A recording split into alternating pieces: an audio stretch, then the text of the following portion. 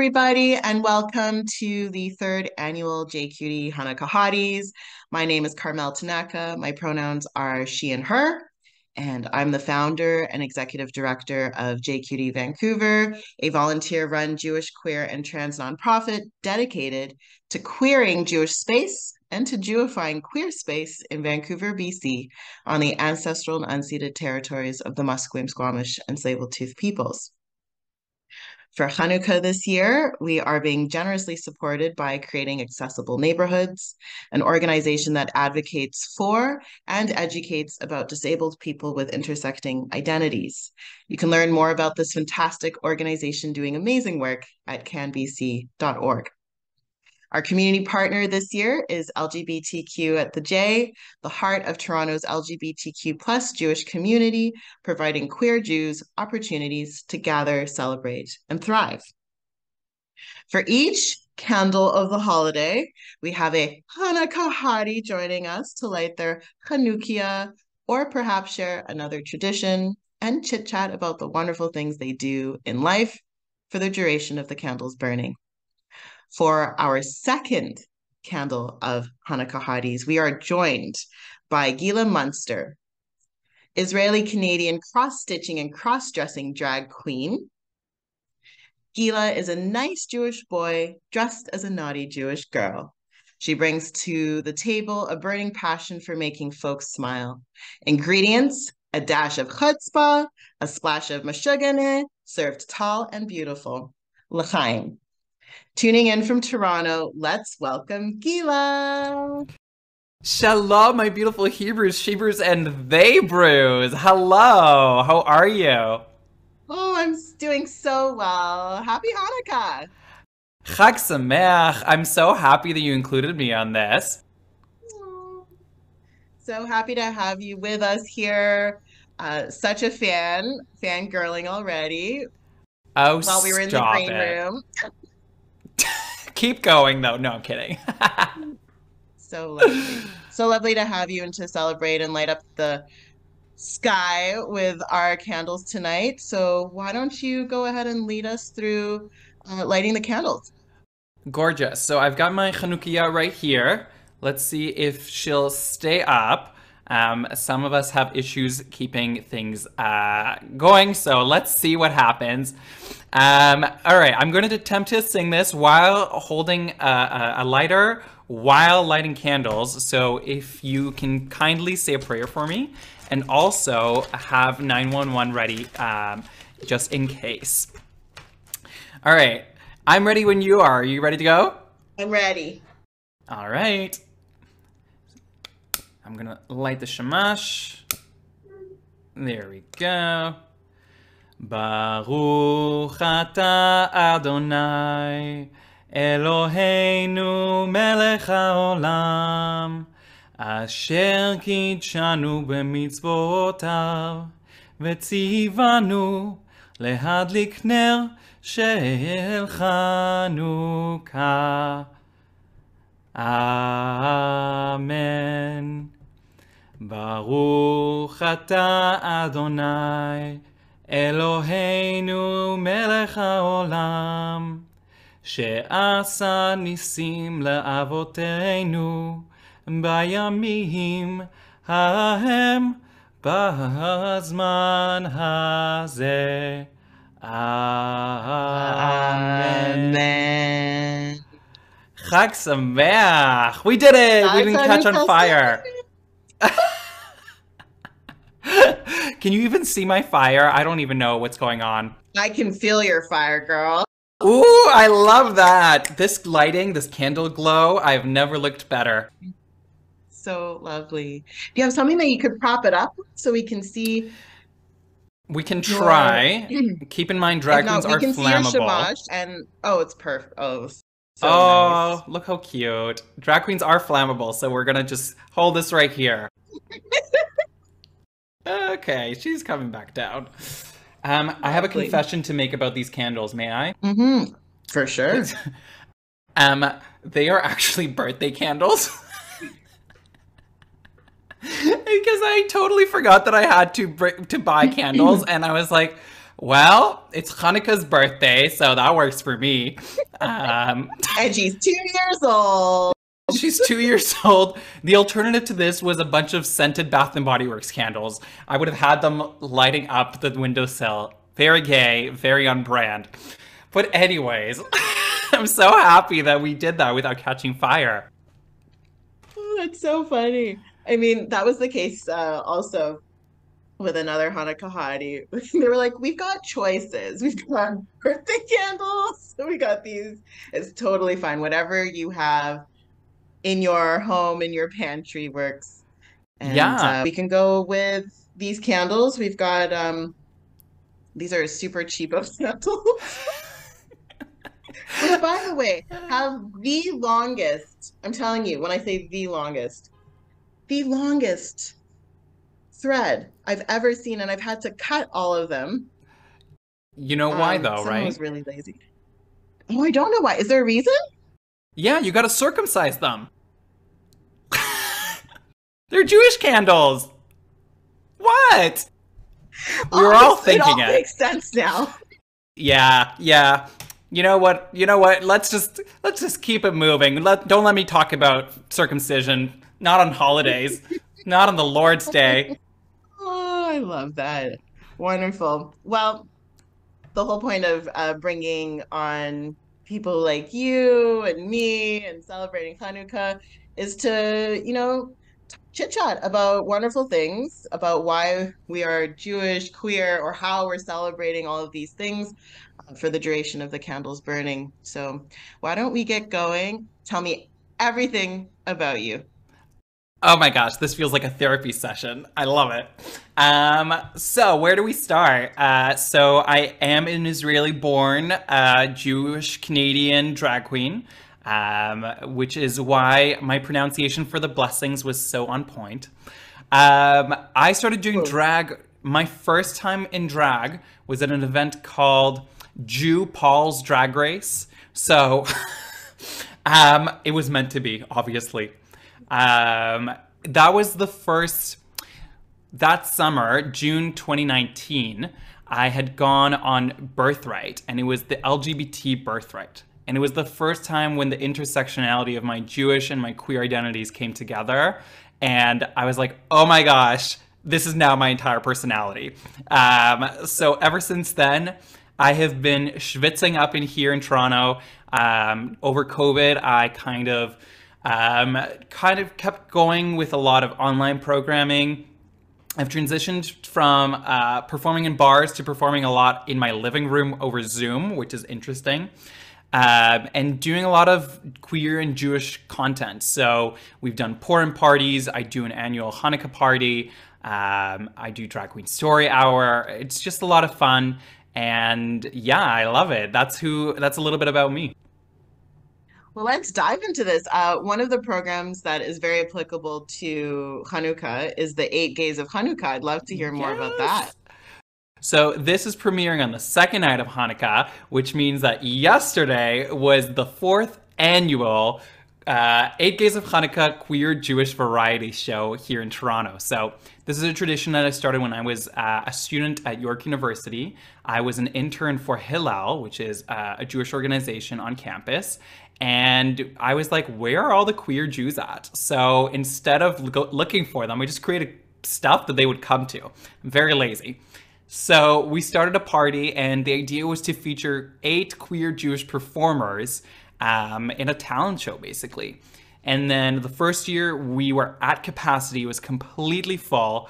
The next year, Miss Rona happened. And so we had to do it virtually. There she. Seriously, ruining things for everyone. Mm-hmm. And then last year, the third year, we went back in person. And again, we sold out weeks in advance. And then this year, we went with our biggest venue ever. And this year, I'm really excited because it was a fundraiser for Machane Lev. Do you know about Machane Lev? I do, but I don't know if everyone who's tuning in does. So do you want to tell us a little bit more? Yes, so Machane Lev is North America's first queer Jewish sleepover camp. So I was a counselor there for one summer, and it was life-changing. The experience of watching kids get to be kids in a space that is welcoming and safe and encouraging, it gives you so much joy to know that this is the next generation. And so this year's show was entirely benefiting that camp. So we raised funds for that. We had a fabulous time with some new performers, some old to the show performers. It was really fun. There was a burlesque dancer, there was a drag king, drag queens, singers. It's just gay and Jewish, good fun. So a lot of fun, and I'm hoping that we get to do it for the 5th year next year. That's fabulous. And mentioning a Jewish camp, did you go to Jewish camp as well as a kid?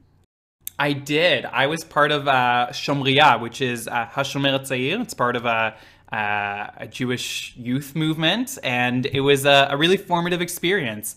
As an Israeli immigrant to Canada, I didn't have the Jewish bubble, if you will, and so this was really important for me to get my Jewish connection, and I haven't looked back since. Now I only date Jewish. That's the best outcome of all of this. My parents are very happy. They didn't care that I was gay. They just wanted me to date Jewish. Just keep it in the family. It's the same thing here. Everyone, I'm currently in Israel for those who are tuning in. And people my age, are for sure with children already. And it doesn't matter if you're gay, straight, as long as you have children and you're procreating. Completely. So I tell this story. When I was with my ex, it was during COVID, and we were meeting his grandfather.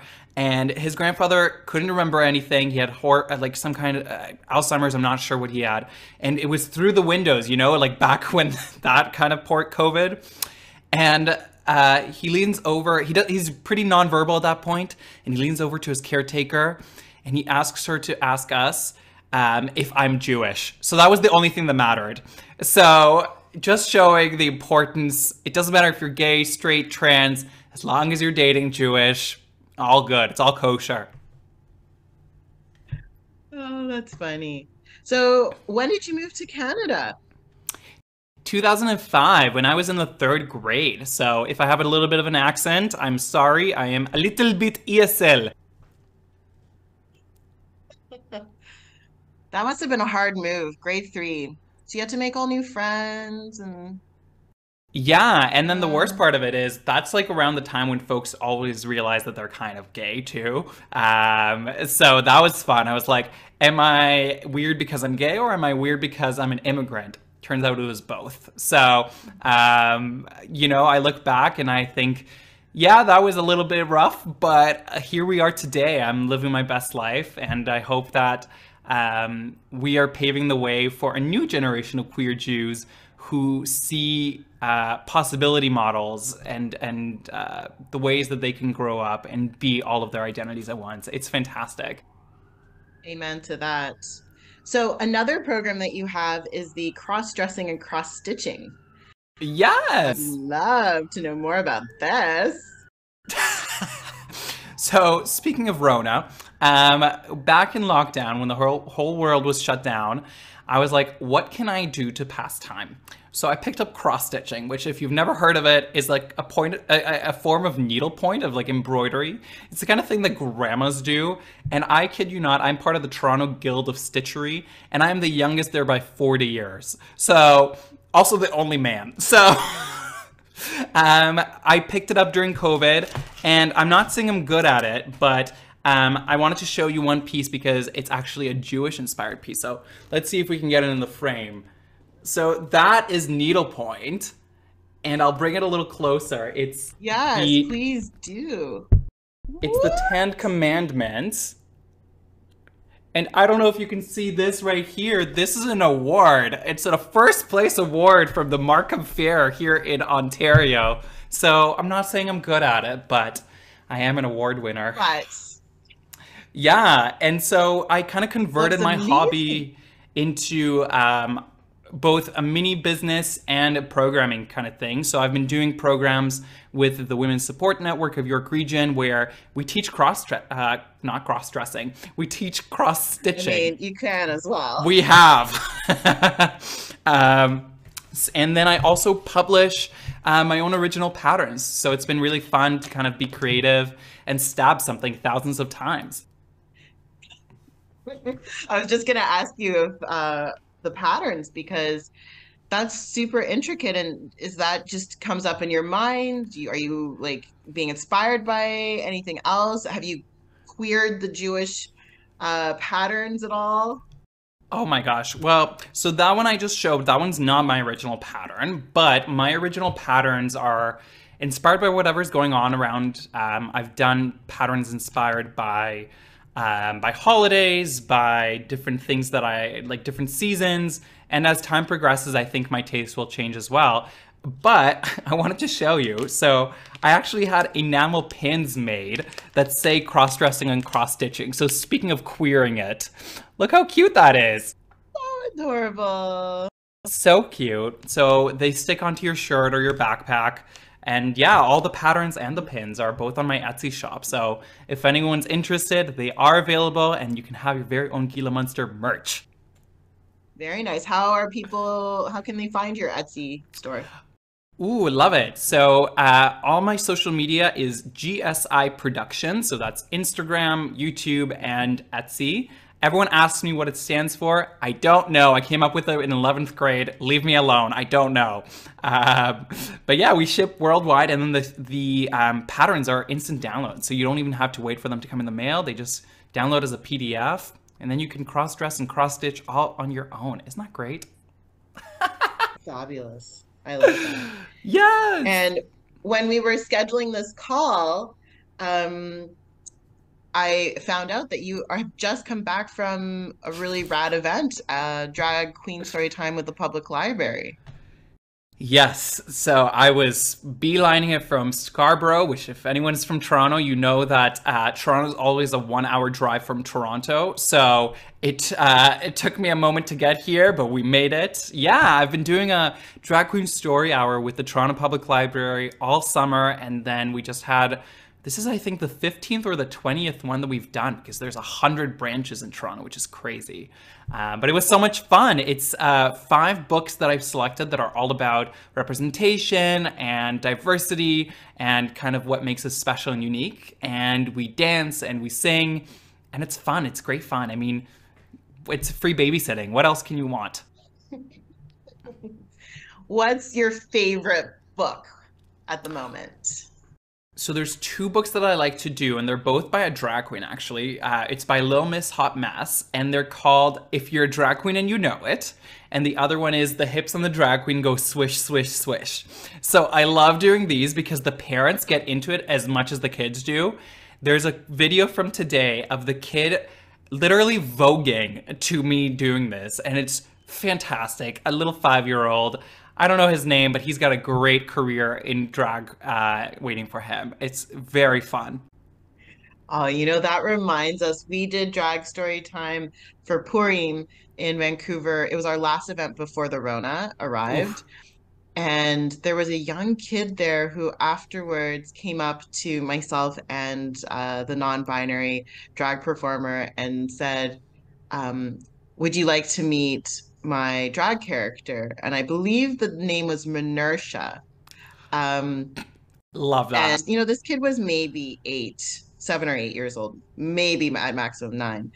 And I just was so for me, first of all, it was the first time having an LGBTQ event at the J, and at the public library, not the public library, the Waldman Library, so it's the Jewish Community Library.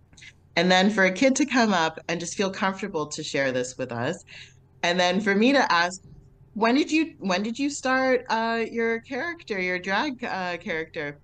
And they said, several years ago. And I'm like, this child is only several years old.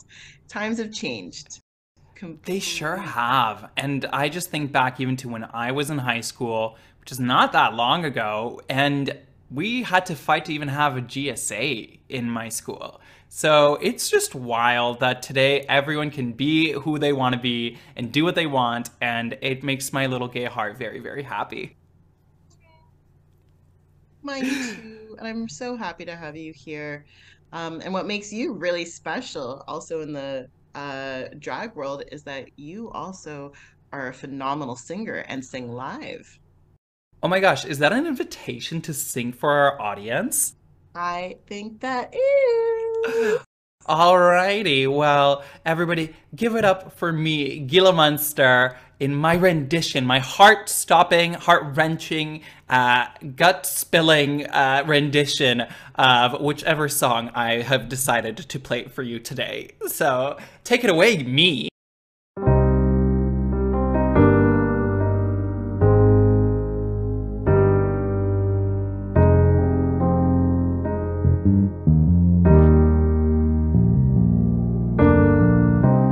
Everybody loves the things you do, from the way you talk to the way you move.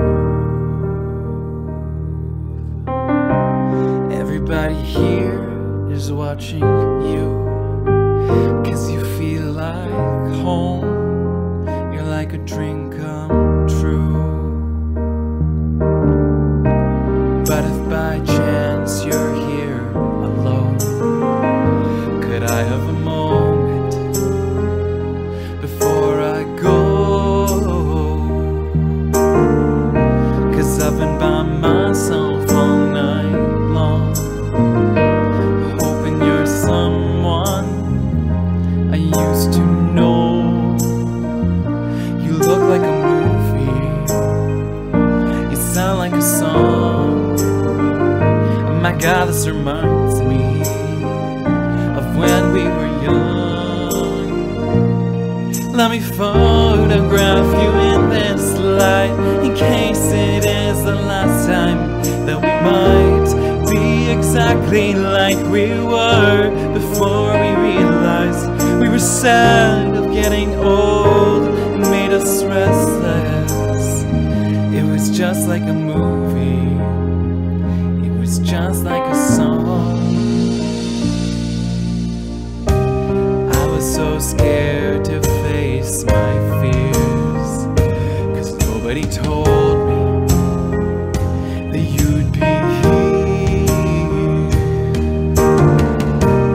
And I swear you moved overseas, 'cause that's what you said. But you left me.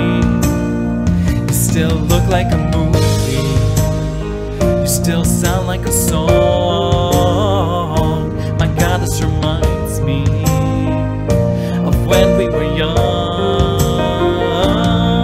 Let me photograph you in this light, in case it is the last time that we might be exactly like we were before we realized we were sad of getting old. Restless.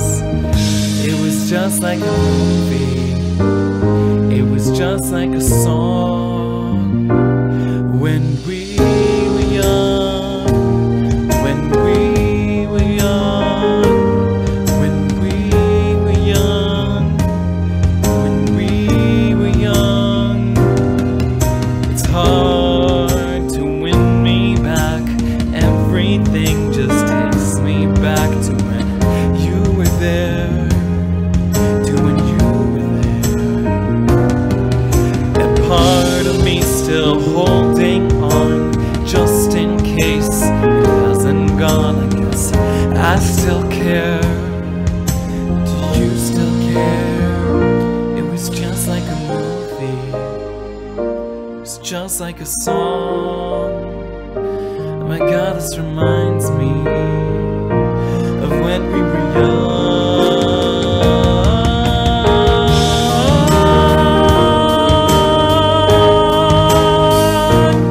When we were young, when we were young.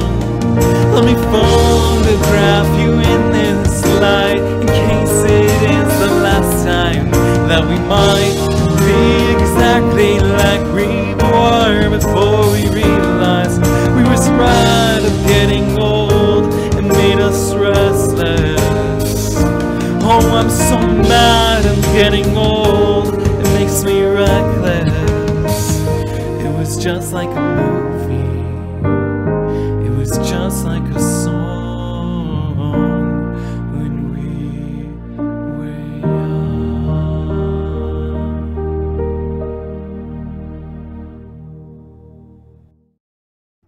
So good. Oh my gosh, your voice is incredible.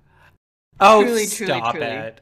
I love you. Thank you so much. Do you know what? I started singing in drag during the third 8 days of Hanukkah, and I was shaking like a leaf. And then I realized that singing is much, much better than lip syncing because I don't have to move. I just have to stand there. So it's my new favorite thing to do. Everyone else can dance and backflip and flip flop and spread eagle and whatever they want to do. I'm going to stand there and I'm going to sing Adele, and that's what you're getting. I love that. So Work do smarter, you not sing harder. before, like, or only during COVID did you pick this up? I really didn't really sing at all. I sang for talent shows in like school, but that was it. So yeah, drag has brought out a whole new me. Brilliant. I love that for you. Such an inspiration. It's really interesting to hear about all the skills that people are picking up during the pandemic. People have grown in many and different ways, including myself, which is outrageous. I now know how to video edit, and I do a lot more tech savvy things that I never ever thought I would be doing. I think that COVID has turned normal people into drag queens, and I'll tell you why. Because drag queens have always had to do all of our own things. You have to do your own music Mm-hmm. mixes and your own costumes and makeup and everything. Mm-hmm. My favorite thing that ever happens is I will walk in somewhere and someone will be like, "Oh my gosh, you look great. Did you do your own makeup?" I'm like, "Do you think that I have a personal makeup artist coming to my house and doing this? I couldn't pay somebody to do this. They would be throwing up on the floor being like, "What is this spackle over sandpaper situation?" So, no, I do it myself. But yeah, everyone has had to learn a lot of skills. It's fabulous. I mean, not to downplay the horribleness of the whole thing, but maybe some silver lining. I saw a video of yours. Our chair, our board chair, actually found it, and it was you explaining and talking the real talk about anti-Semitism in queer spaces, and it really, for me, um, it hit a little bit of a nerve for me, because we do experience this, and I'm not the first to say that anti-Semitism still continues to exist and exists in a world that we are also a part of. Um, and so when I say that the mission of JQT is to queer Jewish space and then to Jewify queer space, this is where we often end up having some interesting conversations with people and organizations. And I would love to elaborate a little bit more on that, what your experience has been, and how you are using your art and activism to combat that.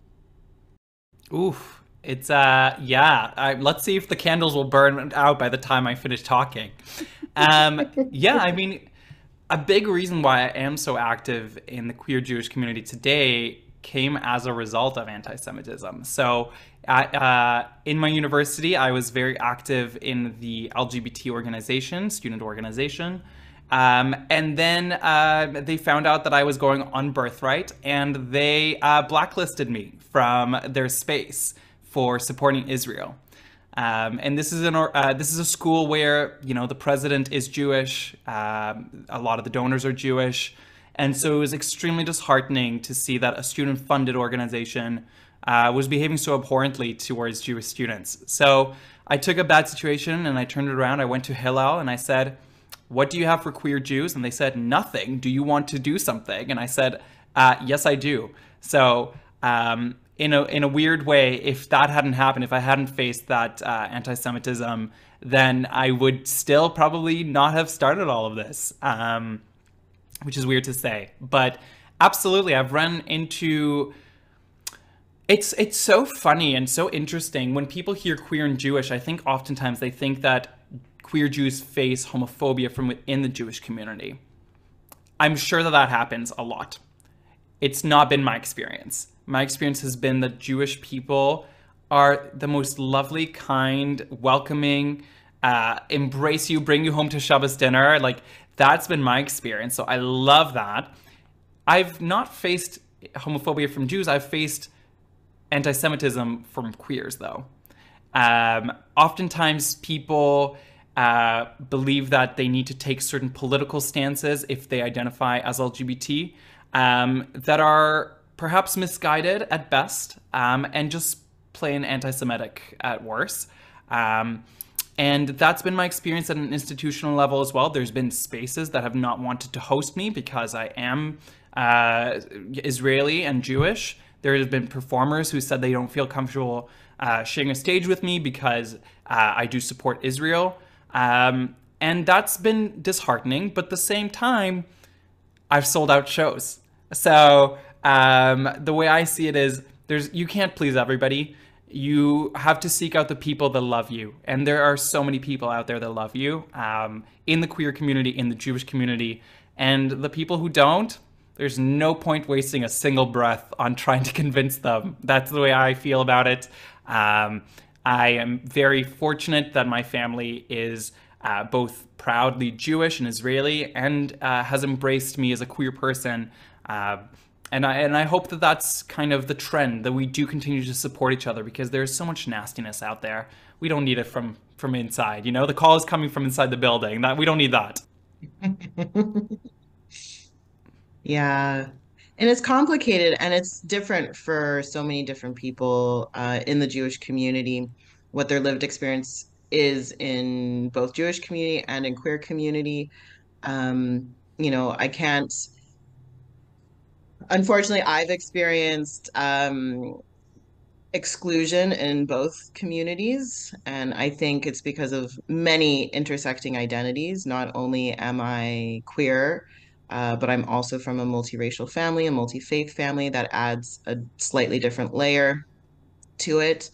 I'm also Israeli. My mom is Israeli. This is where she was born. We're currently here.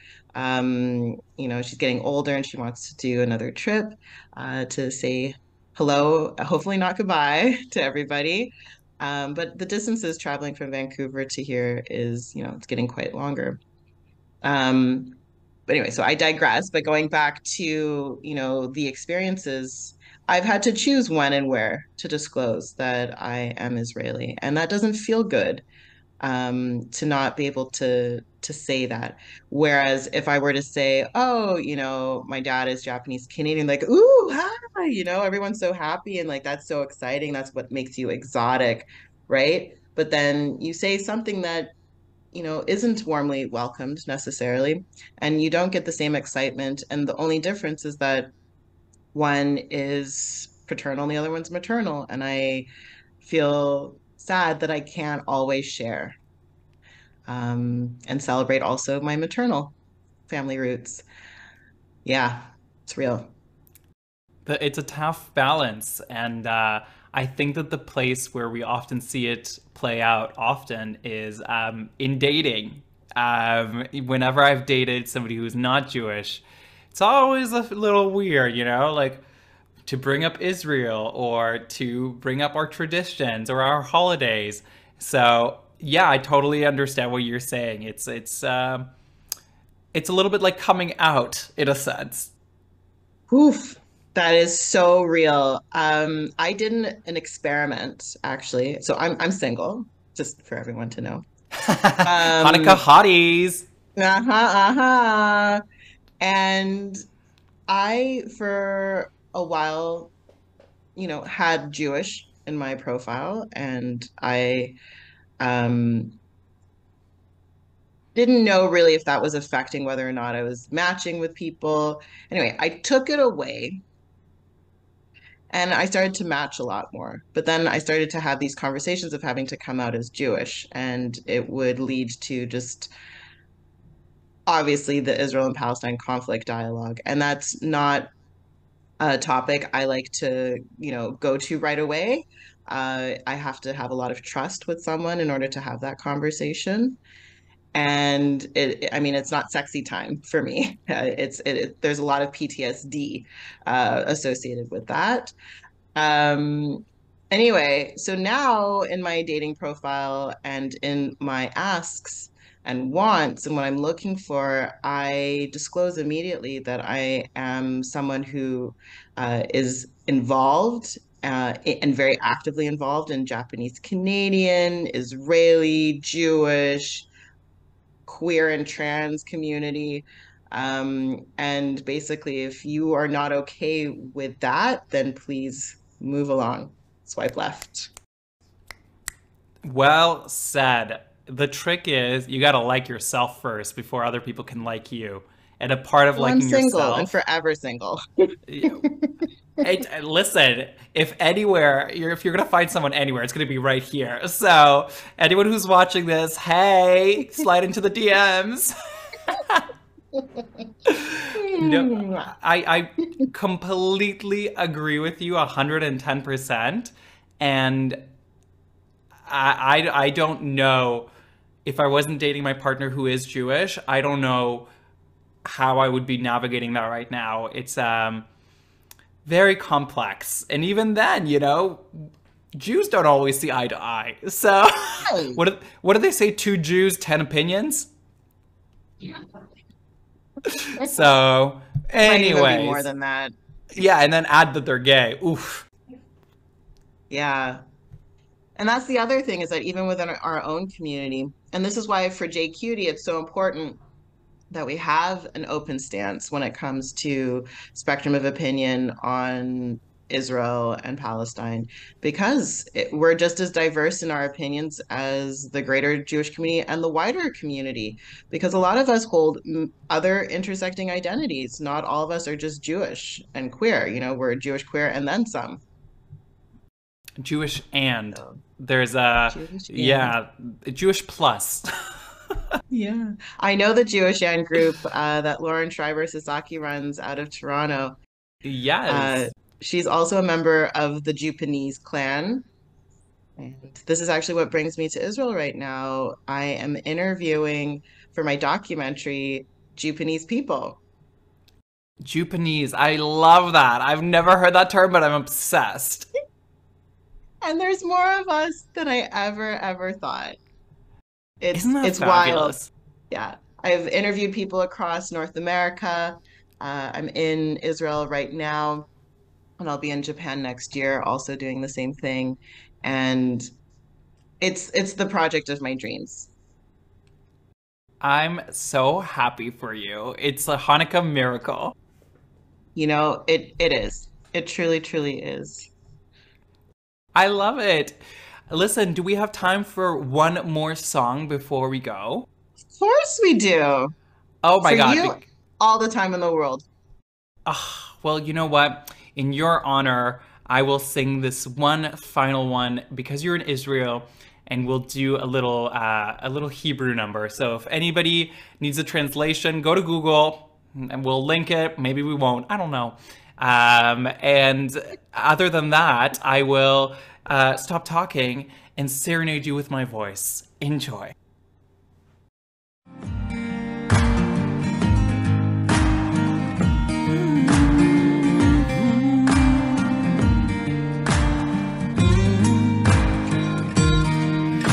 הימים הופכים קשים, רוב הזמן אני למטה, עולה על האוטובוס האחרון לחיפה.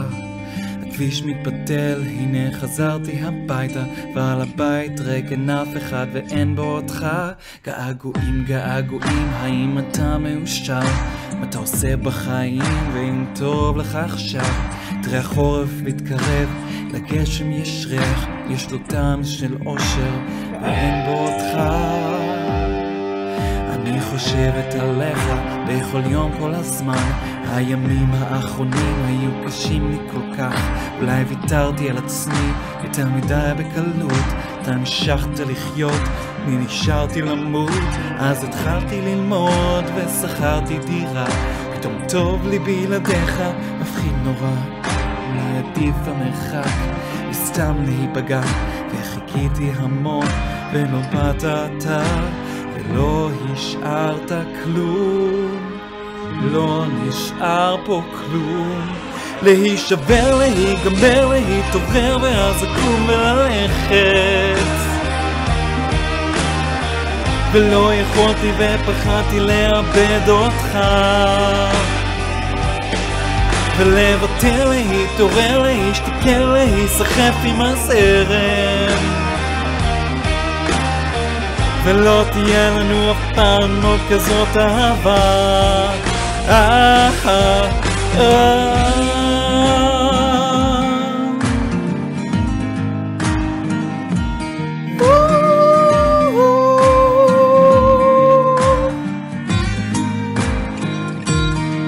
ואיך היינו עושים אהבה, היית חוזר מהצבא, מחכה לך בשער שתרד בתחנה, היה לך ריח מבוסם שאיש לא מכיר, וטעם מסור כמו של לילה, כמו שיר. אז הגיעו אחרים, היה לי כיף כל כך לשכוח, כמויות של השקרים מתרוצצות אצלי במוח. אולי אף פעם לא ראיתי מי שחשבנו שאני אומר פה ומוכר פה במראה ממולי, ולא השארתי כלום, לא נשאר פה כלום. להישבר, להיגמר, להתעורר ואז לקום וללכת,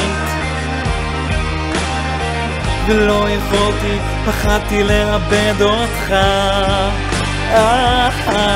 ולוותר, להתעורר, להשתכר, להיסחף עם הזרם. לא, ולא תהיה לנו אף פעם עוד כזאת אהבה.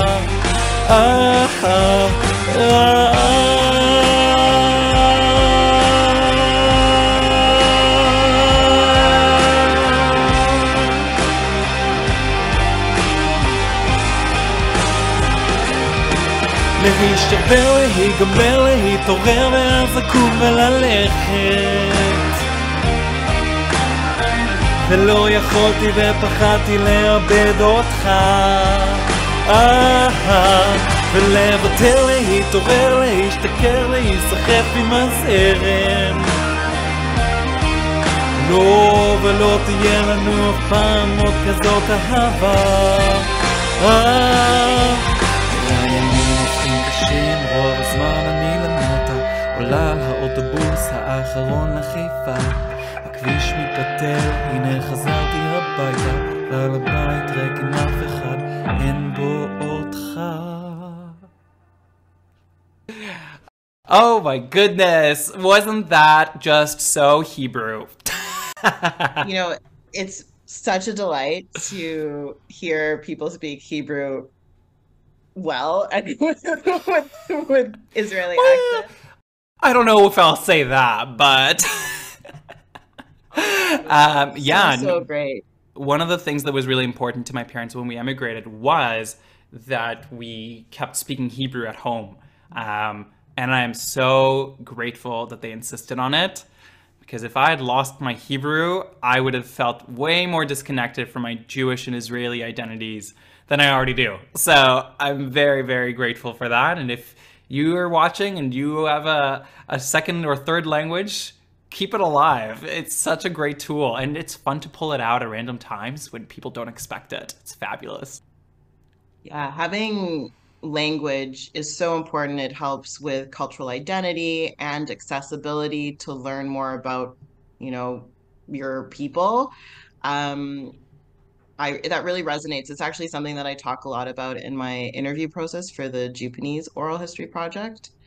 And not all of us were gifted this beauty of having our languages passed on to the next generation. And there really is, you know, there's a point in time where certain parenting techniques shift, and the push for assimilation into North America really was strong, and that's where I was part of that I would say the older generation of parenting from the old world coming in, and then parents who are younger are like, no, we want our kids to know their languages, we want them to be able to access information, and so this is really important to us. And so I hear that there are kids today who are Japanese who speak Japanese, they speak English, they speak Hebrew, they speak all the languages, and they can choose in the future where they want to be, where they want to go, and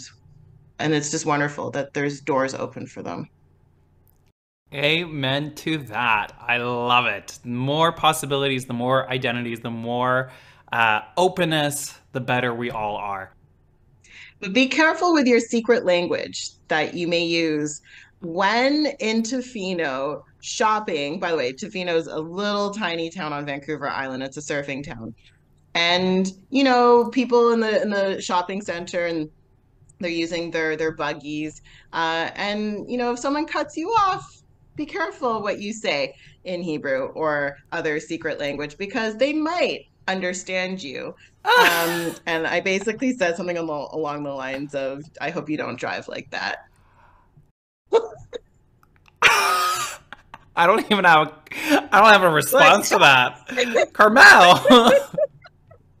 Oh my goodness. Yeah. So I keep the road rage in check now when shopping in a grocery store. Yeah, that's like going to the kosher LCBO here, the alcohol store here. You might want to be careful with who you call a schmuck. Yep. Oh my gosh. Well, this has been so much fun. Thank you very much for having me for this year's Hanukkah Hottie series. It's been such a pleasure. It has been an honor to have you here. I wish you nothing but well and success in everything that you do. And yes, thank you to Gila Münster for joining JQT today for our second Hanukkah Hottie. Be sure to follow all of their socials and websites that will be linked in the event description. Thank you to our sponsor organization, Creating Accessible Neighborhoods, and our community partner, LGBTQ at the J. And thank you for tuning in to JQT Hanukkah Hotties. Happy Hanukkah and Chag Hanukkah Sameach. Chag Sameach. Bye.